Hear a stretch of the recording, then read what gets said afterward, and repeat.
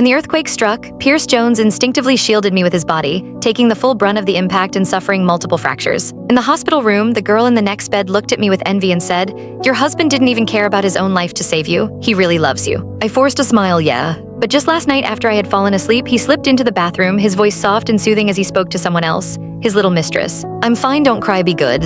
As long as I think of you, I'm not afraid of anything." Pierce and I grew up together, from childhood sweethearts to each other's first love. We had been together for 10 years, admired by everyone as the perfect couple. No one knew he had a mistress on the side, a girl who looked just like me when I was 18. Chapter 1. I discovered Pierce Jones' secret in the 5th year of our marriage. On my way back from a business trip, the bus I was on got into an accident. Fortunately, I had listened to Pierce and fastened my seatbelt as soon as I got on. Aside from a minor injury to my calf, I was fine. In the consultation room, a young girl in the next seat was on the phone, crying to her boyfriend. "It hurts so much, when can you come pick me up?" "Okay, I'll wait for you." She ended the call, her lips curling into a bright smile, eyes gleaming with joy at whatever sweet words her boyfriend had whispered to her. Then her gaze shifted to me and she spoke with innocent curiosity. "Miss, you're hurt too. Why didn't you call your husband to come get you?" I paused for a moment. "He's busy with work and doesn't have time." She tilted her head slightly, a hint of amusement tugging at her lips. "That's kind of sad." She was young and her attempt at showing off was as blatant as a child. I smiled, unfazed. Yeah, when you're young and in love, it's like you can't stand to be apart for even a second. When Pierce and I were 18, we were like that too.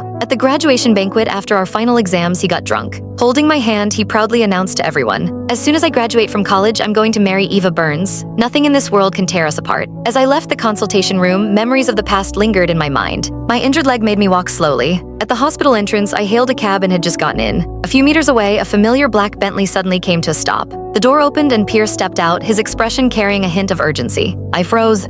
How did he know I was injured? Just as I was about to lower the window and call out to him, the young girl from the consultation room came running over and threw herself into his arms. Pierce took a step back, carefully avoiding the bandaged area on her arm before holding her tightly. Through the car door, their voices reached me, slightly muffled. "You're hurt and you're still being so reckless." The girl looked up at him, pouting. "I haven't seen you for days. Even if I'm injured, I still want a hug." His voice was filled with helpless affection. "I really can't take my eyes off you, not even for a second." He said the same words to me once when we were 20. That night, after a fight with my mom, I was thrown out of the house. With nowhere to go, I wandered the streets aimlessly. When I heard Pierce's voice, I thought I was imagining things. "Eva?" I looked up.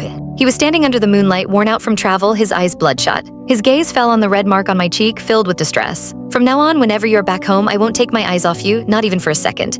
What? It was raining outside. When Pierce came back, I was curled up on the couch, hugging my knees. "Eva, you're home. Why didn't you turn on the lights?" He flicked the switch and the dark living room was instantly flooded with light. I stared at him in a daze. My gaze slowly traced over his face, inch by inch, searching for anything that was different from before. But there was nothing. He was exactly the same. Chapter 2. Pierce's gaze. Click the link on the homepage to watch the full follow-up for free.